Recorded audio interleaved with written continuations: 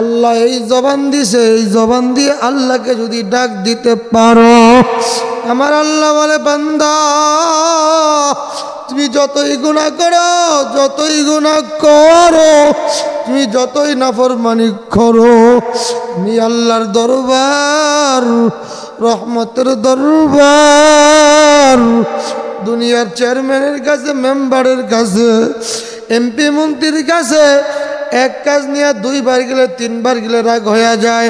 কথা বলেন ঠিক কিনা? আর আমার আল্লাহর কাছে বান্দা বান্দি বারবার যায়, বারবার যায়, বারবার যায় আর বলে আল্লাহ আমি বড় গুনাহগার। রাত্রিবেলা তাহাজ্জুদের সময় উঠিয়া যায় নামাজ বিছাইয়া 2 রাকাত নফল নামাজ পড়িয়া আসমানের দিকে 2টা হাত বাড়াইয়া আল্লাহরে ডাকবার বলবো আল্লাহ আমি বড় গুনাহগার, আমার মতো গুনাহগার তো কেউ নাই। নিজেরে নিজে ছোট বানাইয়া দিবা, গুনার কথা স্মরণ করে চোখে পানি আনবা। আজকে তাকাইয়া দেখো তুমি আমি কত গুনাহ করি।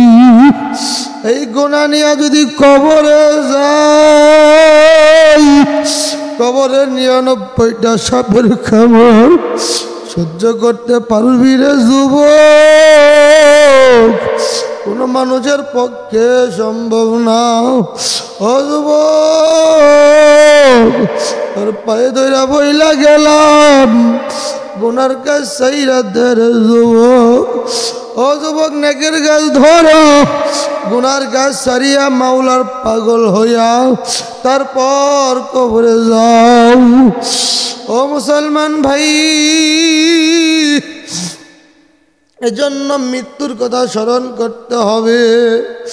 আরে আমি গুনাহগারেরও মা নাই, আমি গুনাহগারেরও বাবা নাই। অনেক দিন হয়ে যায় মার চেহারাটা দেখি না, বাবার চেহারাটা দেখি না। ও ভাই তোমার কি একটু চিন্তা হয় না?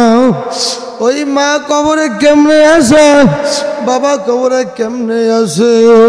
হযরতে খাদিজাতুল কুবরা রাদিয়াল্লাহু তাআলা আনহা একদিন ঘরের কোণে বৈশা কান্দে কান্দে, কান্দিতে কান্দিতে চোখ দিয়া পানি বের হয়ে যায়, বালিশ ভিজিয়া যায়।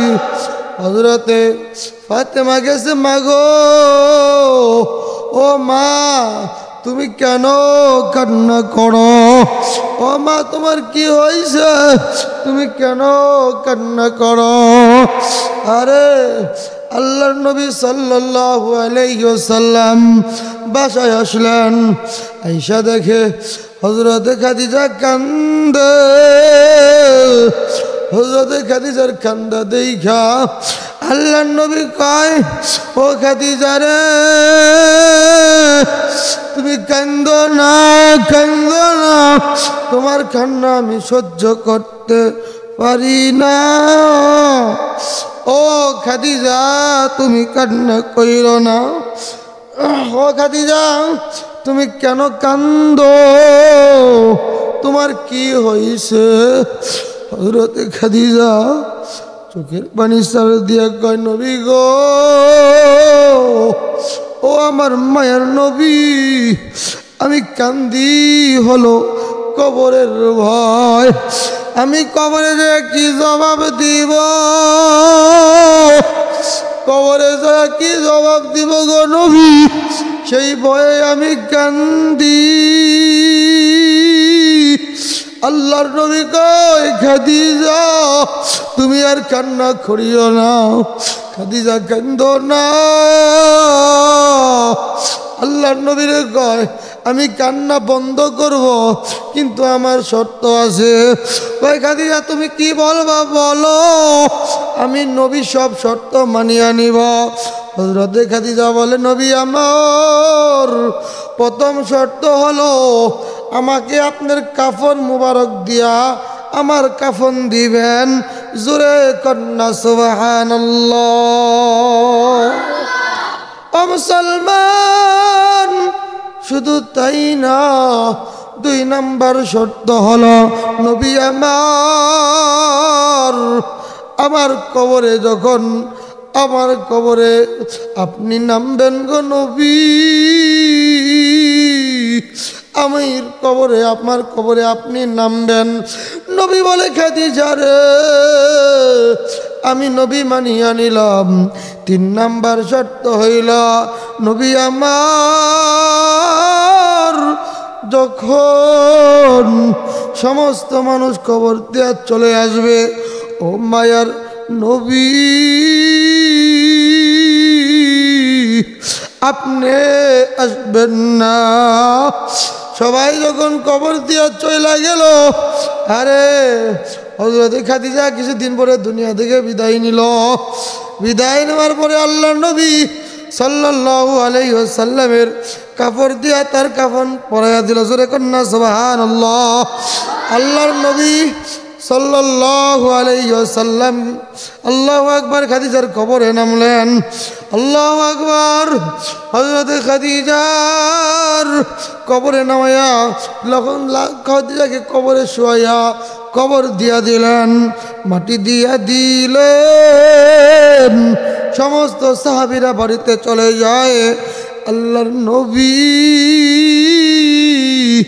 মায়ার নবী সাল্লাল্লাহু আলাইহি ওয়াসাল্লাম আল্লাহর নবী কবরের কাছে দাঁড়াইয়া রইছে, কবরের কাছে দাঁড়াইয়া রইছে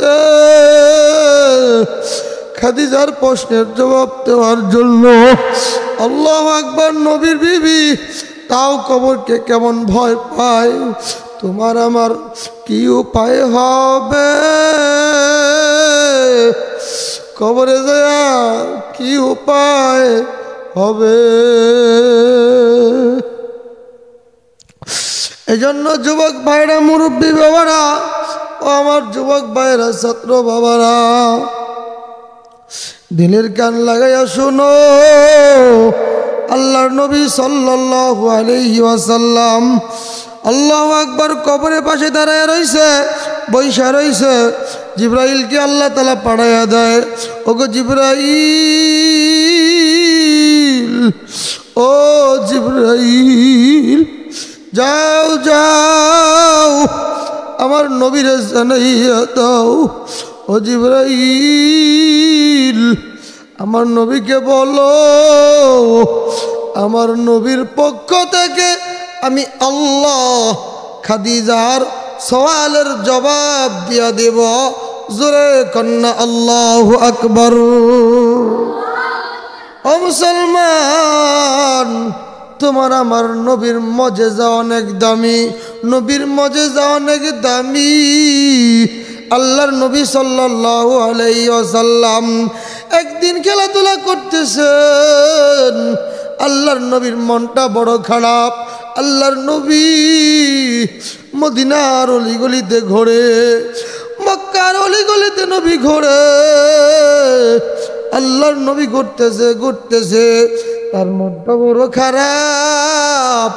মনে চিন্তা করতেছে, আমি নবীর মাও নাই, বাবাও নাই, আমি নবীর দাদাও নাই, আমি নবী বড় এতিম। আল্লাহর নবী রাস্তা দিয়ে ঘোরে। হঠাৎ করে আবু জেহেল যাইতেছে। আবু জেহেল কয়, মুহাম্মদ তুমি এখানে কেন আসছো? কয়, চাচা আমি এখানে আসছি বেড়ানোর জন্য, ঘোরার জন্য। কয়, রাস্তা ভুল করছো নাকি? কয়, না না না, আমি রাস্তা ভুল করে এখানে আসি নাই গো চাচা। কয়, চলো বাড়িতে চলে যাই। আল্লাহর নবীকে যখন আবু জেহেল আল্লাহর নবীকে আবু জেহেল ঘোড়া নিয়ে এসছে আল্লাহর নবী সাল্লাল্লাহু আলাইহি ওয়াসাল্লামের কাছে। আল্লাহর নবী আবু জেহেলকে বলল, চাচা গো আপনি এখন কই যাবেন? কই আমি বাড়িতে চলে যাব। চাচা বাড়িতে চলে যাবেন, ঠিক আছে। আল্লাহর নবীকে উঠাইয়া যখন আবু জেহেল তার ঘোড়ার ভিতরে উঠাইছে, আবু জেহেলের পিছনে বসাইছে। আবু জেহেল ঘোড়ায় চাবুক দেয়, চাবুক লাগায়, বারবার চাবুক দেয়। ও মুসলমান, ঘোড়ায় চাবুক লাগায় কিন্তু ঘোড়া আর সামনের দিকে আগায় না। জোরে বলেন আল্লাহু আকবার। ঘোড়া আর সামনের দিকে আগায় না। আল্লাহর নবী সাল্লাল্লাহু আলাইহি ওয়াসাল্লাম আল্লাহু আকবার পিছনে বসাইছে, ঘোড়া সামনের দিকে আগায় না। আল্লাহ তাআলা ঘোড়ার জবানকে খুলিয়া দিলেন আর বললেন, ও ঘোড়া রে, জানাইয়া দে, আবু জেহেলকে জানাইয়া দে। আবু জেহেল বলে, মুহাম্মদ, আমি এত চাবুক মারলাম, আমার ঘোড়া তো জীবনও এমন করে না, তোমাকে উঠাইলাম, আমার জন্য কি হয়ে গেল? ও মুসলমান, আবু জেহেল এই কথা বলছে।